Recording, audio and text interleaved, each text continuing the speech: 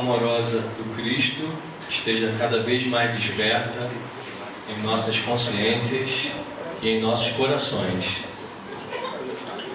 E é uma grande honra fazer parte desse momento, né? Aniversário da casa, poder comemorar aqui com vocês nessa noite, nesse dia de estudo.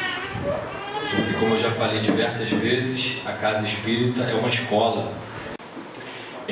Gostaria de começar recapitulando uma coisa, um conhecimento, que quem já é da doutrina e quem já estuda há algum tempo sabe.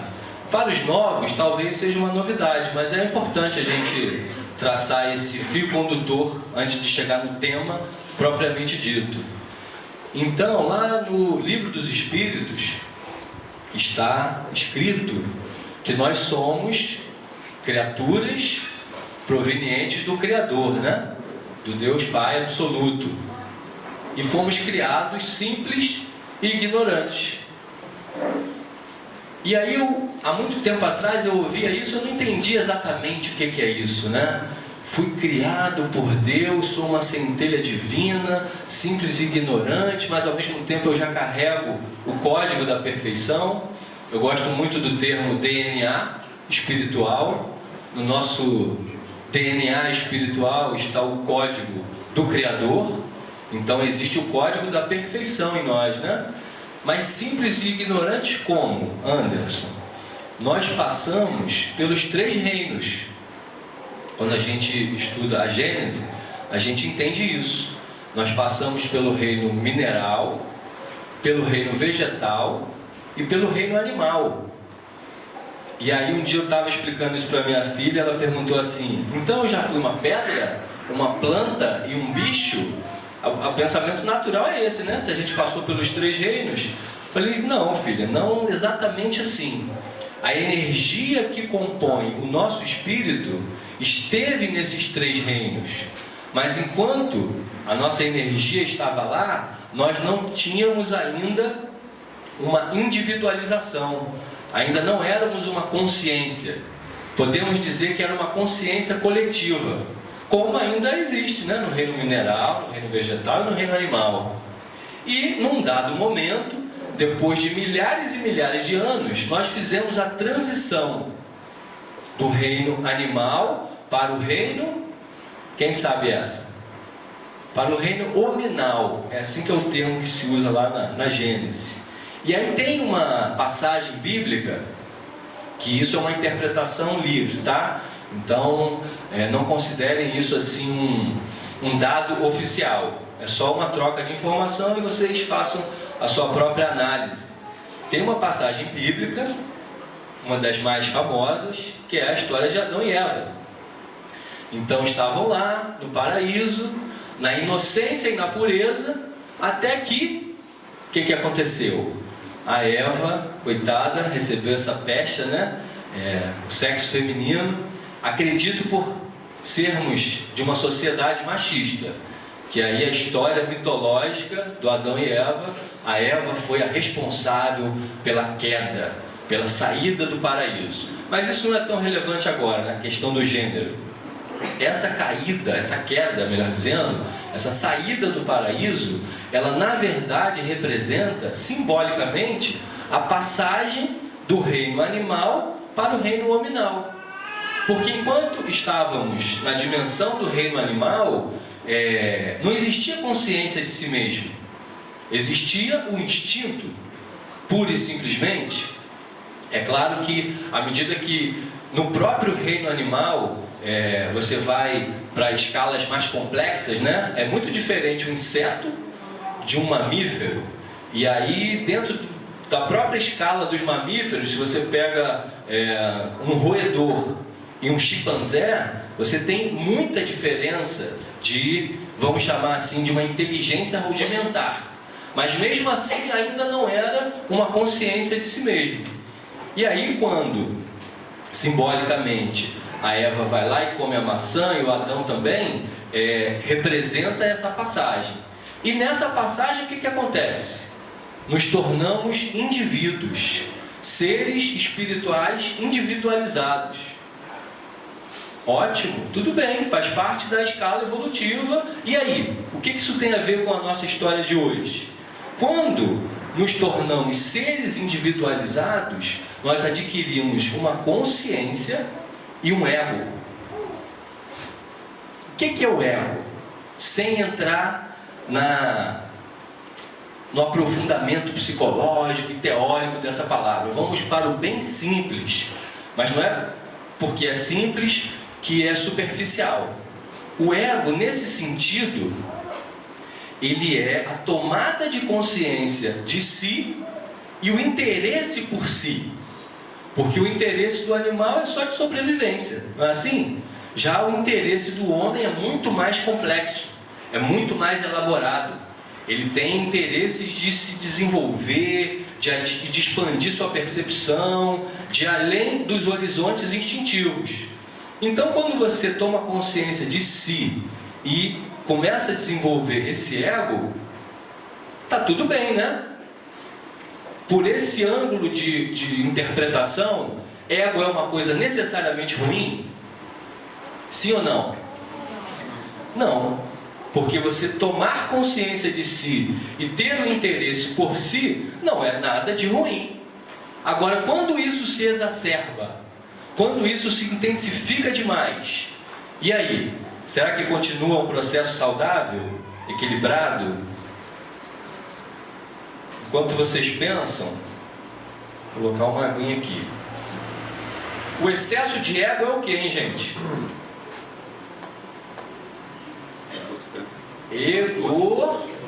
Egoísmo.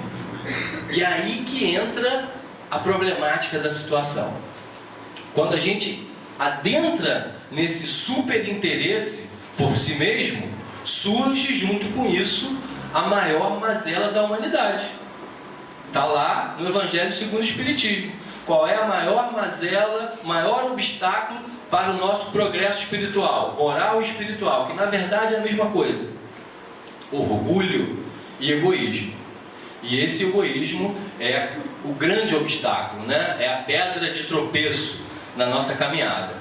E a gente já viveu muito, uma longa história até aqui, depois que a gente passou para o reino nominal. Muitas e muitas existências. E esse ego fazendo ali o seu trabalho, propiciando muitas e muitas quedas. Todos nós que estamos aqui já caímos muito, já falimos em várias reencarnações. E isso é um assunto bem profundo, bem sério.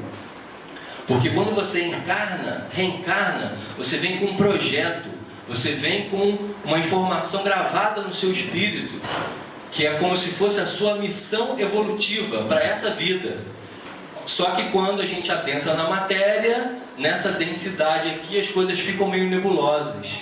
E a gente pode esquecer, e a gente pode ficar suscetível a uma série de influências. E aí cai. E a queda provoca dor. E a dor, ninguém quer passar, né? Gera uma série de consequências negativas. E a gente vem nessa caminhada ao longo dos milênios. Tem muitos estudos sobre isso na doutrina, nada muito conclusivo, mas um número que eu já chequei algumas vezes, em torno de 500 a 600 reencarnações nós já tivemos na face dessa terra. No reino hominal, 500 encarnações. A gente já foi praticamente tudo, né? Se a gente tivesse a capacidade de lembrar tudo que fomos e fizemos, eu sou capaz de apostar, não posso garantir, que ninguém aqui nesse lar aguentaria lembrar de tudo que já passou, de tudo que já fez, de todas as suas quedas, de todas as suas falências. E é por isso que a graça do Senhor, do Pai Eterno, da Divina Consciência, do Absoluto, criou esse mecanismo do esquecimento, para que a gente possa, digamos assim, começar do zero. Muito bem. Mas em compensação, para não ficar uma fala muito pesada, não só por isso, mas porque também é uma realidade. A gente também já progrediu muito. A gente já aprendeu muita coisa. A gente já superou muitas questões do homem primitivo, mas não superamos tudo. Ainda falta bastante coisa. E o maior obstáculo é qual? Continua sendo o mesmo, só para dar essa dica. O ego. Eu vou começar a interagir mais, tá? Para ninguém dormir, para a gente acordar e ficar firme até o fim. Então, vai ter horas que eu vou perguntar e eu só continuo quando tiver a resposta. Vocês sabem disso, né? Já me conhecem um pouquinho. Então, o ego, a exacerbação do ego, do orgulho, né, do egoísmo, é ainda a nossa grande pedra no caminho. Muito bem, mas com todo esse progresso, a gente já tem também uma bagagem, uma força, uma consciência, a nossa luz já está mais acesa. E olha o que é mais legal. No atual momento, aqui agora, onde a gente se encontra, além da nossa bagagem pessoal, a gente tem uma incrível bagagem disponível por todos os seres que vieram antes de nós. É o nosso legado enquanto humanidade. Tivemos os profetas, tivemos mestres de diversas linhas, do Oriente e do Ocidente, cada vez mais sedimentando os conhecimentos libertadores do Espírito. Tivemos o Buda, lá atrás, 5.000 anos atrás, e tivemos o Mestre Jesus. Segundo a doutrina espírita, e eu acredito profundamente, o ser mais evoluído que habitou a face da Terra. Por isso é apontado no Livro dos Espíritos como o modelo e o guia da humanidade. No Espiritismo, Jesus não é objeto de culto. No Espiritismo, Jesus é modelo, é parâmetro a ser seguido. Quando você tiver em dúvida, faça um exame de consciência e, na simplicidade da criança, o que Jesus falaria, o que Jesus faria, como Ele me orientaria. Se nós usarmos esse modelo dessa forma, tão simples, mas tão eficaz, certamente os nossos caminhos não serão tão tortuosos. E com essa bagagem toda, Jesus, a doutrina espírita, que vem alargar ainda mais os véus, que vem fazer cair realmente os véus, né? A gente viu aqui, antes de começar, com muita emoção, essas pessoas queridas que partem antes, às vezes subvertendo a ordem esperada, os filhos que partem antes dos pais, e eu não sei se existe alguma dor maior que essa nesse mundo, eu acho que não. E quando você entende a doutrina espírita e tem a certeza absoluta de que o seu filho está vivo do outro lado, isso é muito diferente. Não é só o conforto, é a paz verdadeira. Não porque você quer acreditar em algo que te acalme, que te alente, porque a doutrina espírita é a doutrina da razão, né? Da fé raciocinada. Quando você mergulha nesse conhecimento, você realmente não tem mais dúvida. É muito difícil você estudar a doutrina espírita, mesmo que você seja de outra religião, e você dizer que aquilo não é real, porque são muitas provas. Se a ciência ainda não consegue, através do microscópio ou dos aparelhos sofisticados, tem um espírito aqui, ele está se comunicando. A ciência ainda não consegue isso, está cada vez mais perto de conseguir, mas as inúmeras provas pragmáticas que já existem, aquele que for um estudioso atento, por mais cético que seja, vai chegar no ponto do inquestionável, do inegável. Mas esse é um assunto que dá margem para outra palestra. Então, com toda essa informação, essa bagagem, esse legado que nós temos da nossa própria história e dos mestres que vieram antes de nós, faço aqui essa ênfase no Mestre Jesus, está mais tranquilo, né? Está mais fácil a gente seguir na caminhada, sem errar tanto, sem ter tantos riscos de falir nessa encarnação. Mas eu posso dizer que está facinho, que está mole, tranquilo.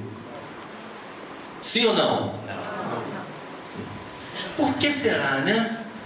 Por que será que ainda é difícil? Existem alguns elementos.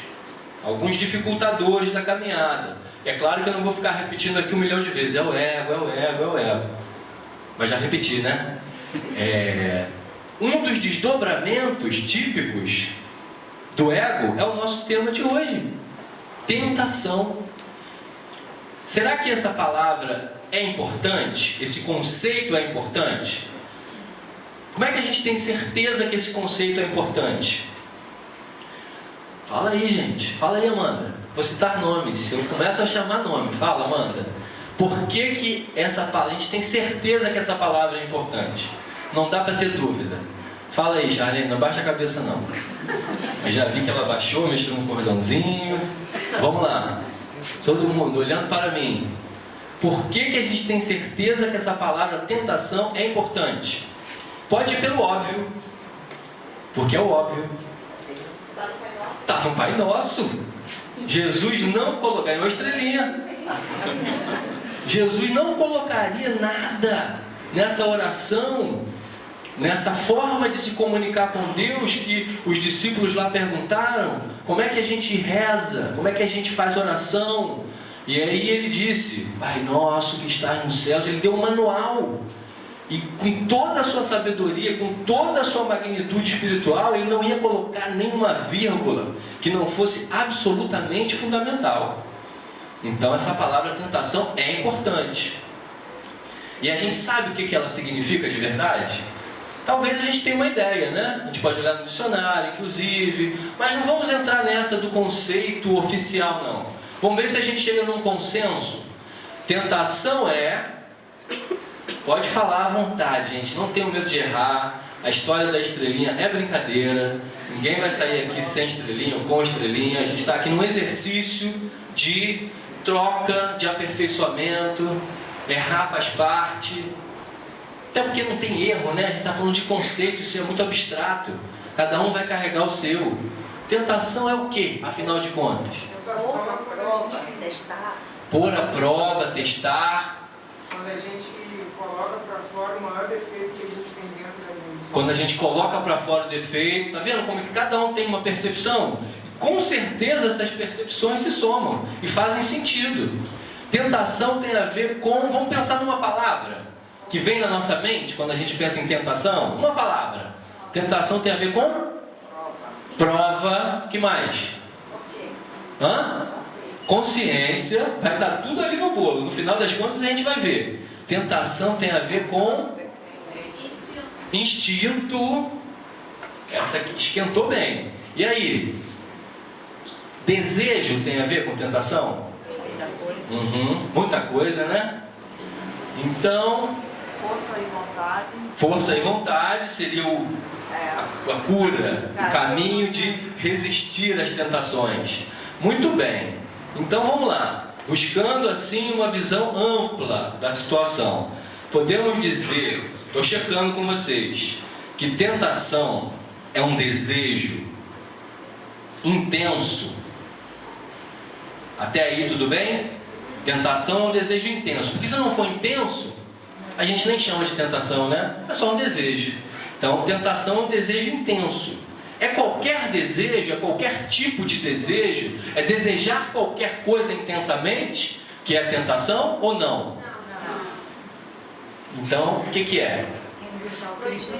É desejar o que a gente não pode. Tem uma profundidade nessa fala. É desejar o que a gente não pode. Ou não devia. Assim que eu gosto. Trocas espontâneas, efusivas. Então é desejar intensamente o que a gente não pode ou não deve. E quem determina isso? Consciência. Ela falou baixinho, mas leitura labial, né? Consciência. E aí eu não vou enrolar não, gente. É isso aí mesmo. Quem decide o que é certo e errado é a nossa consciência. É claro que temos os parâmetros. Jesus é o nosso modelo e guia. Ele deixou realmente um manual, um guia com o seu evangelho do caminho a seguir. Porém, na hora, vou usar um termo que a minha esposa não gosta que eu use, mas vou usar. No frigir dos ovos, é a nossa consciência que vai decidir o que é certo, o que é errado, o que pode ou o que não pode. Pega uma criança, e aí ela, sei lá, tem um pote de bala lá na frente dela, e aí está na hora do almoço, e ela está indo na direção daquele pote de balas. E mesmo que alguém diga que não é legal, ela não tem ainda essa consciência. Então o que ela está experimentando, aquele desejo, nem é uma tentação. Só seria uma tentação se ela tivesse consciência que aquilo ali não é legal. Então tudo que a gente já tem individualmente consciência de que não é legal, realmente não é bom, e podemos até usar esse termo, não é certo para nós, e a gente ainda busca, é uma consequência, a gente deseja intensamente, é tentação. Chegamos num consenso? Está aberto para oposições e outros pensamentos, e aí? É alguma coisa diferente disso? Pode ser alguma coisa diferente disso? Claro que pode, muitas e muitas possibilidades, mas eu refleti profundamente e pesquisei até várias opiniões para chegar nesse ponto. Quando a gente faz uma palestra, a gente tem esse benefício, você aprende, você aprofunda no assunto e esse assunto te traz benefícios pessoais. É aquilo que todo mundo fala, né? Você fala mais para você mesmo do que para o outro. Aqui é o ato do compartilhar, mas a elaboração é altamente curadora. Então desejar intensamente aquilo que a sua consciência já sabe que não é legal. Muito bem. E o que não é legal? Será que tem coisas também que são consensuais do que não é legal? Será que a gente pode usar como parâmetro, por exemplo, os 10 mandamentos? Não matarás, não roubarás, não desejarás a mulher do próximo. Quem acha que desejar a mulher do próximo é ok? Levanta a mão, por favor. Cuidado, hein? É claro que eu sabia que ninguém ia levantar a mão, óbvio, até, principalmente os casais, assim, os que estão acompanhados. Tem coisas que já estão tão estabelecidas que, podemos dizer assim, todo mundo sabe que não é legal, que é ruim, que vai trazer consequências nefastas. Vamos pegar um exemplozinho light: fumar num ambiente fechado. Antigamente precisava de aviso, hoje em dia não precisa mais. As pessoas já chegaram nesse patamar de consciência. Agora, fumar em lugar aberto, mesmo as pessoas que sabem que não é legal, isso ainda pode se caracterizar como uma tentação. Pode ou não pode? Mas, se a pessoa está querendo parar. Porque se ela não está querendo parar, não é uma tentação. Ela está usufruindo daquele desejo e daquele veículo para ter prazer. Aí a gente pegou um outro ponto. Geralmente a gente é tentado nas coisas que nos dão prazer, mas não necessariamente vamos chegar lá com os exemplos. Vamos falar de alguns exemplos sobre o que é tentação. Talvez a gente se encaixe em alguns deles, talvez não, mas vamos lá. Vamos começar aqui por um leve: gula. E aí? Vou fazer um minuto de silêncio para a gente refletir.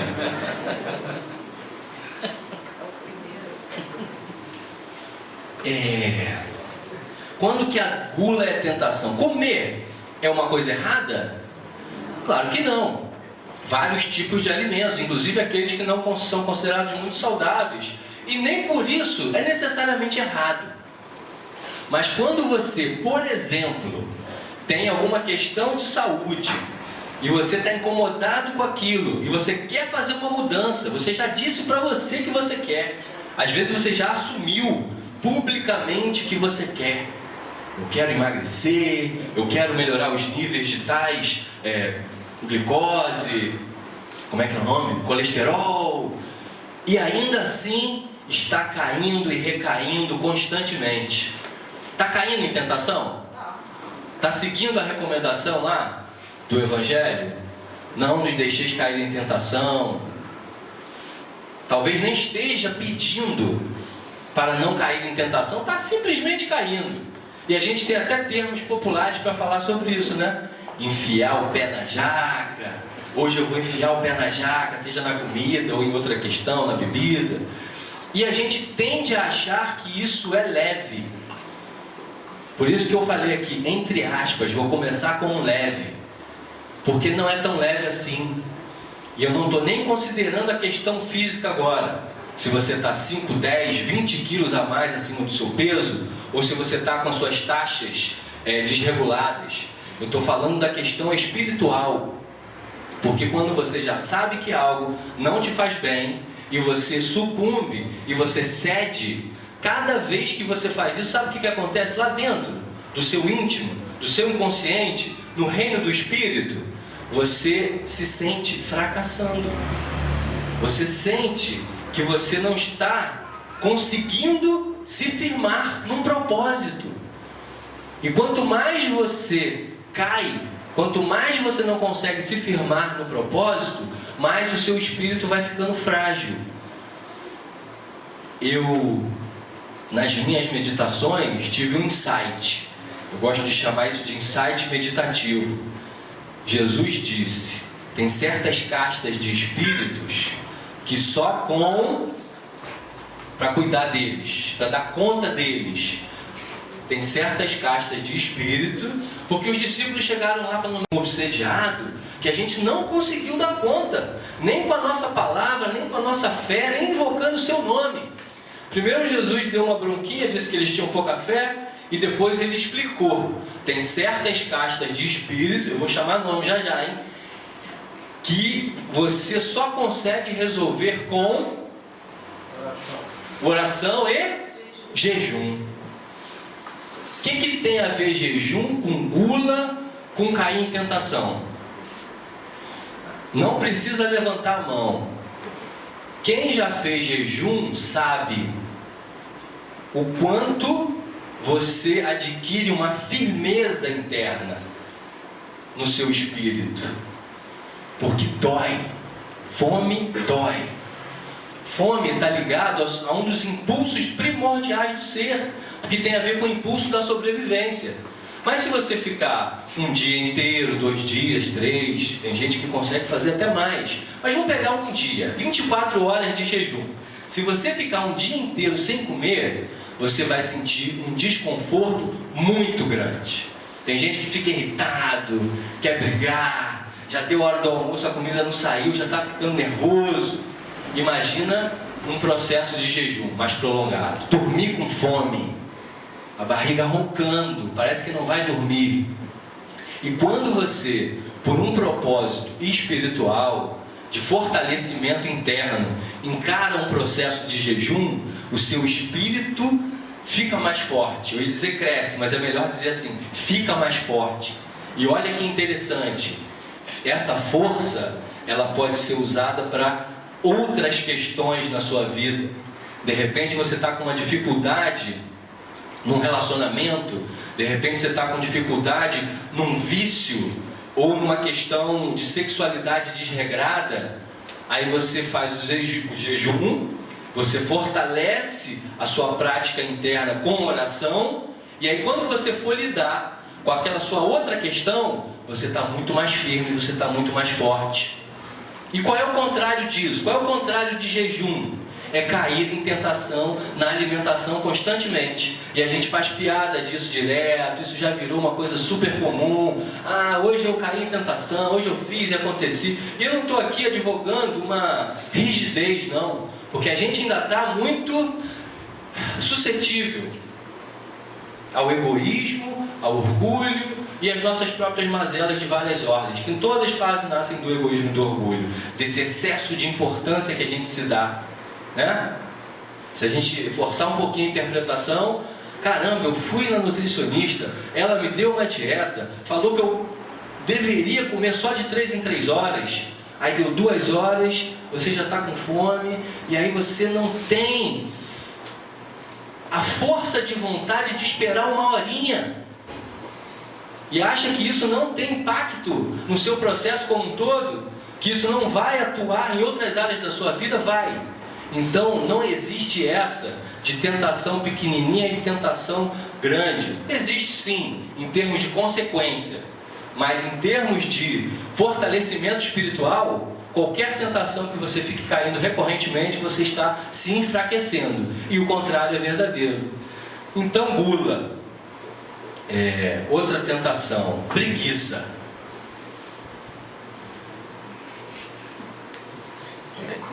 Beleza aí? Tudo jóia? Eu não ia falar dessa, mas meu filho veio hoje, estou falando essa em homenagem a ele. É uma coisa já exposta, então não estou expondo ele de uma forma agressiva, ele já fala isso abertamente, ele até já faz um movimento de buscar melhorar, mas padece desse mal.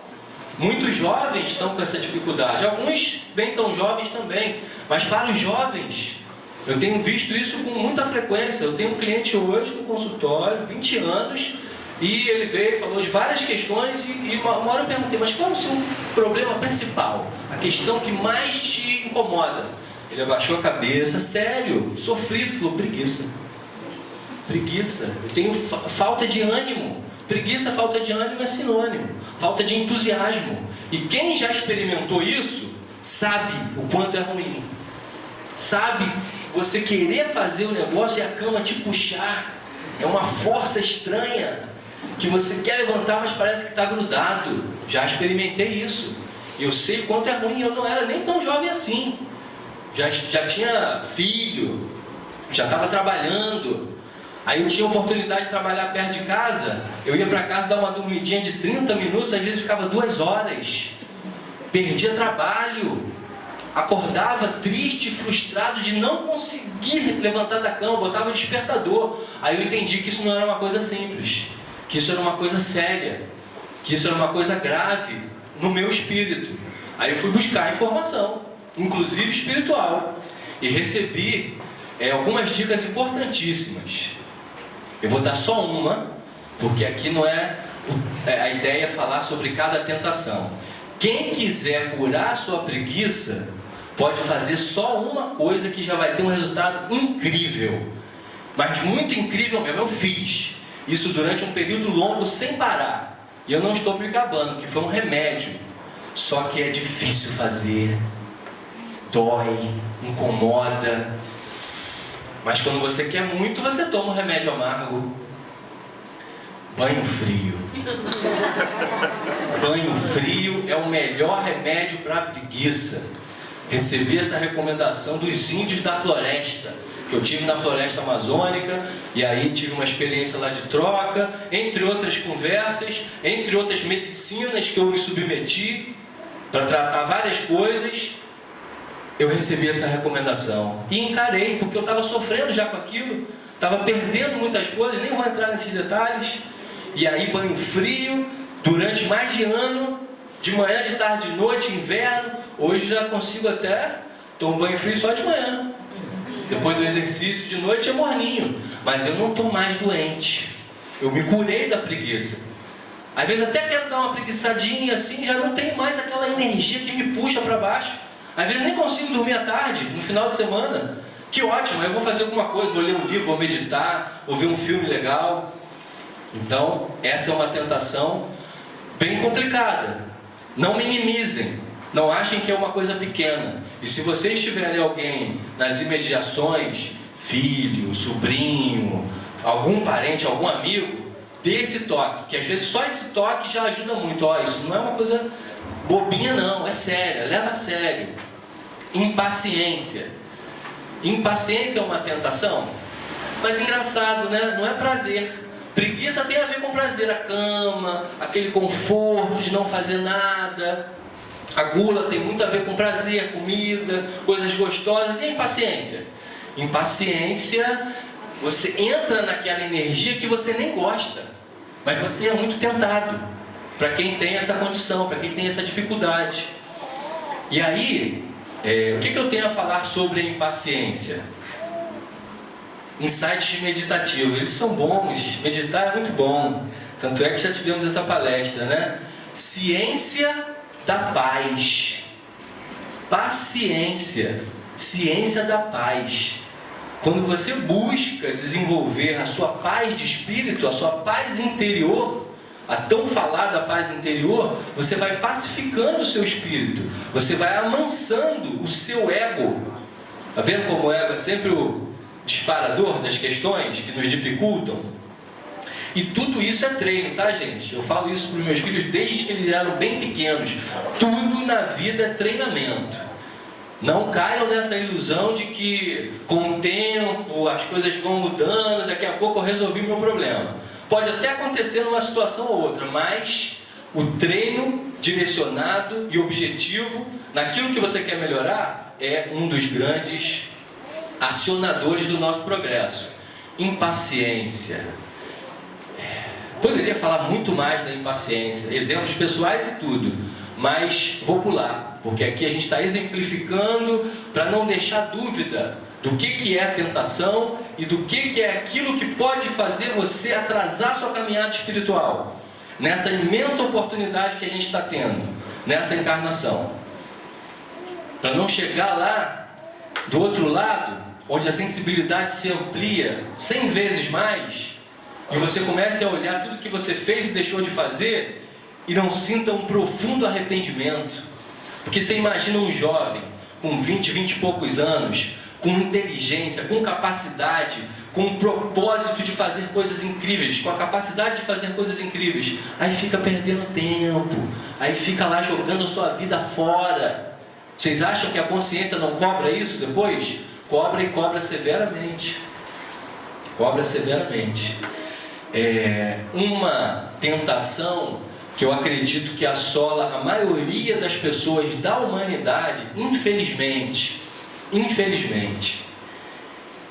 julgar, criticar, reclamar, falar mal do outro, fazer fofoca. Eu estou assim, enumerando uma série de coisas que estão relacionadas. Mas vamos pegar com a primeira palavra, julgar. Isso é tão sério, tão importante, que Jesus falou especificamente dessa tentação. Não julgueis o seu próximo, porque da mesma forma que você julgar, você será julgado. Porque você adquire tanto o hábito de julgar, de falar mal do outro, mesmo que seja dentro da sua cabeça, que isso fica formatado, que isso fica programado no seu pensamento. Então, no início eu achava que era só um efeito kármico. Eu vou julgar a pessoa, e aí em algum momento alguém lá na frente vai me julgar também. Porque da forma que eu julgo, eu vou ser julgado. Pelo raciocínio lógico é isso. Depois, aprofundando, eu entendi que é um mecanismo interno. Eu me habituo tanto a julgar que eu passo a ser um julgador de mim mesmo. O pensamento crítico se volta contra mim. Então, não é nada sábio, não é nada amoroso seguir por essa trilha, e é uma das programações mais difíceis de serem desarticuladas, porque é muito condicionado pelo nosso ego. De novo, aqui eu vou falar do ego. Por que julgamento tem a ver com ego? Porque quando você julga, você está achando que você é o que em relação àquele que você está julgando? Melhor ou pior? Você está achando que você é melhor. Isso é no dia a dia, e isso é dentro da casa espírita, e isso é em qualquer lugar, ambiente de trabalho. Isso é quando você está vendo televisão e o pensamento julgador e crítico não para. Mas Anderson, dá uma dica aí, você não falou o negócio do banho frio para preguiça? E para julgar? Como é que eu diminuo o meu processo de julgamento? Uma coisa prática. Compartilhando das coisas que eu fiz e faço comigo até hoje, porque padeço desse mal, estou me trabalhando, mas ainda escorrego nele. Eu uso a doutrina espírita. Quando eu começo a julgar uma pessoa e eu me toco, eu falo, eu posso ter sido muito pior do que isso. Se eu já fiz isso, eu já fiz 10 vezes pior do que isso. E eu vou julgar quem? Quando eu começo a trazer esse tipo de consciência para dentro, para aqui no coração, é mais difícil de julgar. Eu tenho até um mantra, eu uso um mantra. Quem sou eu para julgar? Quem sou eu para julgar? Quem sou eu para julgar? Além de tudo, uma outra consciência. Essa eu absorvi da neurolinguística, que me ensinou de verdade que cada ser humano está fazendo o melhor que pode, com o grau de consciência que tem. Mas a pessoa está fazendo uma coisa horrível, absurda, inadmissível. Às vezes está mesmo.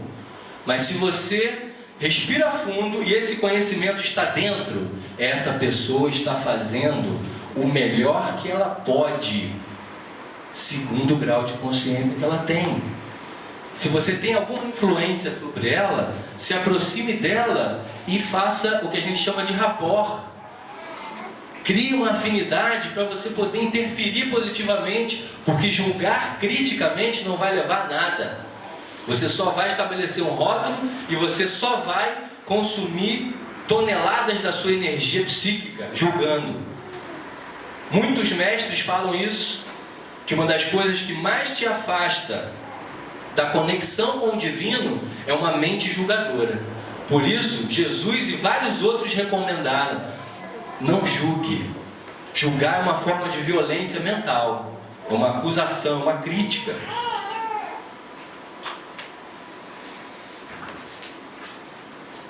Vou encerrar os exemplos aqui, para a gente finalizar depois com um certo parâmetro sobre o que podemos fazer para trabalharmos as nossas tentações, para resolvermos, ou pelo menos nos direcionarmos na direção da solução. Sexualidade desregrada. Essa é uma tentação bastante intensa e muito frequente. E raramente a gente se expõe em relação a ela, né? Por motivos óbvios. E eu estou lendo esse livro aqui de novo, Reforma Íntima Sem Martírio. Cada época a gente tem aquele livro, né? Aquele livro que faz mais sentido, e hoje esse é o meu livro de cabeceira, da Hermance do Fogo, eu acho que é assim que pronuncia. E tem um capítulo aqui que fala só sobre isso, capítulo 7, eu fiquei muito impressionado como essa energia do distúrbio, do desregramento sexual é intensa no nosso planeta. Só para falar assim mínimo, ela traz a informação de que somos, no planeta Terra, encarnados e desencarnados, juntando as colônias e aqueles que estão por aqui indevidamente, 30 bilhões de seres, 30 bilhões de almas, todas elas pensando, todas elas sentindo. E como o impulso sexual é uma coisa que está profundamente arraigada ao nosso instinto, e ele ainda faz parte do nosso processo saudável de caminhar por essa vida, porque tem a ver com a procriação, ele é muito presente. Por isso que Freud disse que libido é a grande questão do ser humano. Ele não foi além, né? O Freud não entendeu o ser transpessoal, espiritual. Então ele categorizou que a libido seria a causa de todos os nossos distúrbios psicológicos. Hoje a gente tem outros estudos e outros pensadores que foram além disso. Porém, num certo sentido, Freud estava certo, porque esse é um impulso muito forte e muito presente. E aí ela coloca uma metáfora. Para você lidar com esse impulso, é como se fosse uma represa. Tem uma grande quantidade de água querendo chegar e você precisa filtrar, você precisa conter de certa forma essa energia e direcionar para um caminho saudável, porque senão vira desequilíbrio. E ela cita abertamente, modernamente, que a nossa condição das mídias eletrônicas, televisão e a internet de forma mais recente, acaba entrando nos lares e corrompendo a cabeça daqueles que estão mais vulneráveis, dos jovens. E isso depois pode ser até transpassado para a vida adulta. E eu vejo na minha prática profissional, eu vejo com pessoas conhecidas o assunto categórico que a sexualidade desregrada gera traições, lares que se desfazem, famílias que terminam por conta dessa energia, por conta dessa tentação que não foi trabalhada. E eu vejo as pessoas dizendo, eu até quero parar, mas eu não consigo. Eu não tenho força ainda para fazer isso. E é difícil você ver a pessoa nessa condição. Você se compadece dela e faz de tudo para ajudá-la, né? Pelo menos na minha dinâmica ali de trabalho. Porém, muitas delas não estão nem ainda conscientes. Acham que isso é normal. Há uma banalização. Principalmente entre os homens. Infelizmente, ou felizmente, acho que infelizmente pelo todo do que isso significa. Os homens têm mais dificuldade nessa questão. Porque tem muita programação sociocultural, sociedade machista, e você, já falei isso aqui, né? E você é criado entendendo que isso é possível. Aí um dia você casa, assume um compromisso de lealdade. Olha como essa palavra tem um peso. Lealdade, honestidade. E aí você cai na tentação. Alimentou aquele pensamento, o desejo cresceu e aconteceu. Esse assunto é muito profundo, tem uma série de considerações do porquê as pessoas acabam chegando nesse ponto. Mas no âmbito geral, é por conta dessa energia muito forte, que é retroalimentada pela nossa sociedade e que a gente acaba se deixando levar. Eu sou homem, eu sei disso. Converso com meus amigos homens, muitos falam de traição como se estivesse falando do jogo de futebol. Coisa mais normal do mundo. Às vezes você acabou de conhecer um cara, ele está comentando coisas a respeito, que ele ficou com não sei quem, que ele pegou não sei quem, e a mulher dele está em casa. Quando eu tenho a oportunidade de falar diretamente com as pessoas sobre isso, sejam homens ou mulheres, eu faço uma espécie de brincadeira assim, falei, olha, você ter relações sexuais fora do casamento, não tem problema nenhum. Você pode transar com quantas pessoas você quiser. Aí a pessoa fica assim meio sem saber o que eu vou dizer, né?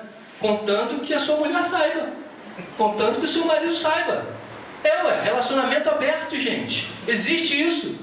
Porque se você tem um relacionamento aberto, não importa com quantas pessoas você saia. Isso aí é uma questão sua que você vai ter que resolver depois. Se você entrar no excesso e no desregramento dessa energia. Mas pelo menos você não vai ser desleal, não vai mentir. A pessoa que está ali, dormindo, acordando do seu lado, trabalhando numa proposta de construir uma família, que é a coisa mais sagrada que a gente tem aqui nessa vida. Então essa tentação, ela é muito séria. Todas são sérias, como eu falei, né? Mas essa merece uma atençãozinha especial por conta da força, do desequilíbrio que ela causa e das consequências que ela causa. A irmã diz que por conta das emanações mentais dos encarnados e desencarnados, na psicosfera do nosso planeta existe uma forma pensamento, gente, olha a gravidade disso, uma forma pensamento gigantesca em forma de serpente, por conta das nossas emanações mentais adoecidas na questão do sexo. E como tudo é um sistema de troca, por conta da lei da sintonia, até aqueles que já estão comprometidos com o caminho reto da proposta evolutiva caem. Até os que estão comprometidos, até aqueles que querem realmente fazer a coisa certa, estão caindo em larga escala. Por isso a gente precisa ter muita atenção. Por isso a gente precisa orar e vigiar, que são recomendações precisas do Mestre. Orar e vigiar, para não cair em tentação. E aí eu falei a frase toda na última palestra. Orar e vigiar, para não cair em tentação. E o restante da frase?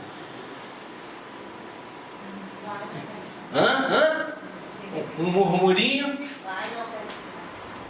Não é exatamente essa não. Essa está em outras partes várias, mas não essa. Pois o espírito é forte, mas a carne é fraca. Aê, muito bem, parabéns. Orai e vigiai, para não caíres em tentação, porque o espírito está pronto, é forte, mas a carne é fraca. O nosso ego ainda é fraco, imperfeito, cheio de suscetibilidades. Então, se a gente fizesse assim um resumo da recomendação do Mestre, é essa. Mas é só esforço? É só contenção? para não cair na tentação? Se você ficar acreditando que é só esforço, você caiu numa grande ilusão. Porque você vai lutar contra o impulso. Precisa ser um esforço inteligente. Já viram aquela mosquinha presa na janela? Zzz, tum, zzz, tum. Ela está ali num esforço. Gostaram do som aqui, né? Sonoplastia. Zzz, tum. E aí, ela está num esforço sobre-humano, se ela fosse humana. Só que não adianta. Nem que seja a mosca mais forte do planeta, ela não vai arrebentar o vidro. Então não é só esforço. Se a gente fosse a mosca, o que a gente faria? Procuraria uma estratégia, né? Talvez desse uma afastadinha para procurar a brecha, para procurar a saída ou para um outro cômodo. E não ia ficar batendo a cabeça na parede. Então, pessoal, amigos queridos, para não cair em tentação, não é só força de vontade. É também, é metade do caminho. Não acredite que é sem esforço, porque não é. Precisa do esforço, mas precisa do esforço inteligente. Já aqui para finalização, aproveitando todo o tempinho, mais 2 minutos. O que é o esforço inteligente? Esse é o recado. Toda essa preparação para a gente chegar nesse ponto crucial, para a gente sair daqui com alguma coisa prática. Existe um processo chamado modelagem, que é buscar por exemplos. Sabiam que existe sempre alguém que já conseguiu superar uma coisa que você ainda está lutando? E essa pessoa pode estar bem mais perto de você do que você imagina? Então, isso é o começo de um esforço inteligente. Mas eu tenho que fazer um parênteses antes, que eu esqueci de dizer algo fundamental. Fundamental nessa conversa nossa de hoje. É imprescindível. A principal recomendação que eu pessoalmente daria para alguém que está começando a aprofundar na doutrina, ou que está buscando uma melhoria de si mesmo, a recomendação seria: coloque como uma prioridade a sua evolução espiritual. Mas Anderson, eu ouvi lá do outro palestrante que o principal é fazer a caridade, que o principal é praticar a lei do amor, que o principal é trabalhar na justiça da lei de causa e efeito. Tudo isso é fundamental, sim. Mas se você estabelece como código primeiro você vai chegar na caridade, no amor, na justiça, em tudo. Porque evolução espiritual, como eu falei no início, e evolução moral é a mesma coisa. Se você antes era impaciente e intolerante, hoje você é uma pessoa calma e compreensiva, você cresceu moralmente e você cresceu espiritualmente. Então, o código para quem quer superar de verdade as tentações e as más tendências, se reconhece o verdadeiro espírita pela sua transformação moral e pelos esforços que faz para superar suas más tendências. São as nossas tentações. Além do esforço, a estratégia. Busque pessoas que já conseguiram resolver sua questão. Essa questão tem formação para tudo quanto é assunto. Leiam mais os livros espíritas, assistam mais palestras, frequentem mais o centro. Pode parecer uma coisa assim muito generalizada, mas não. Quem está engajado com a sua proposta vai encontrar o caminho de resolução. Quando for orar e pedir a Deus, peça pelo caminho, não peça pelo milagre de afastar a tentação de você. Tem uma amiga minha que dizia: eu estou sempre encontrando relacionamentos difíceis que me fazem sofrer, eu estou começando a não acreditar muito na espiritualidade. Eu falei: mas por que, amiga? Por que a espiritualidade não tira essas pessoas do meu caminho? Eu falei: amiga, não é assim. Você tem que desenvolver algumas coisas para você reconhecer qual é a pessoa boa e qual é a pessoa que não é boa para você. Peça a Deus por essa orientação, para você entender qual é o aprendizado que está lhe faltando, para você não ficar recorrente ali no mesmo erro. Então, esforço sim, aquela vontade firme de não cair, buscar os exemplos e fazer um compromisso definitivo, inadiável, inquestionável com a sua evolução moral.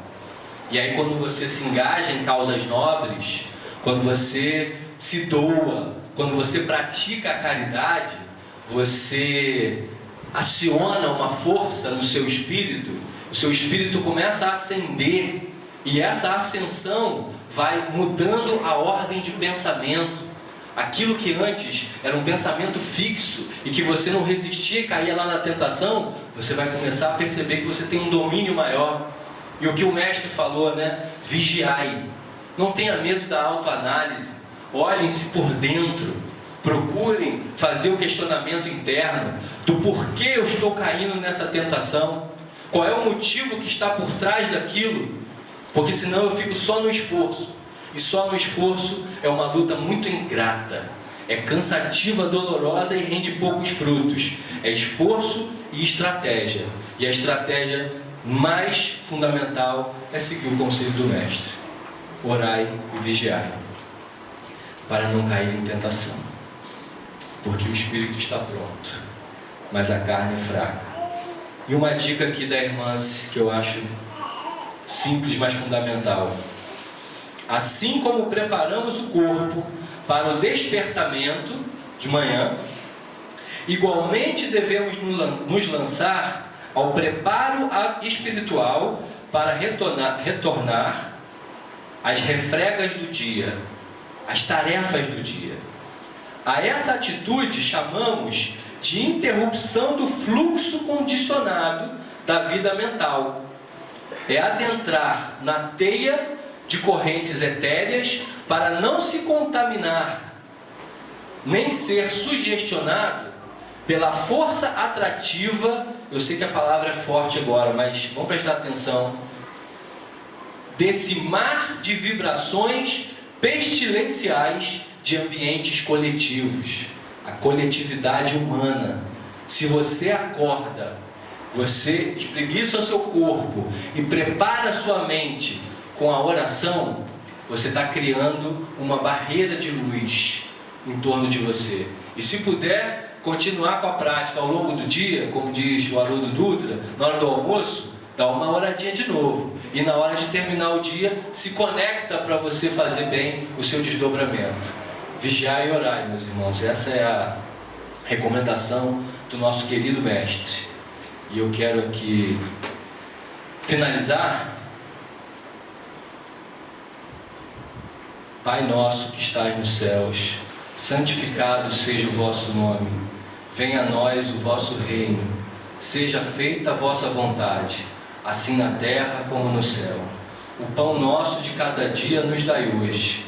Perdoai as nossas ofensas, assim como nós perdoamos a quem nos tem ofendido. E não nos deixeis cair em tentação, mas livrai-nos do mal. Amém. Muita paz a todos. Gratidão. Até a próxima.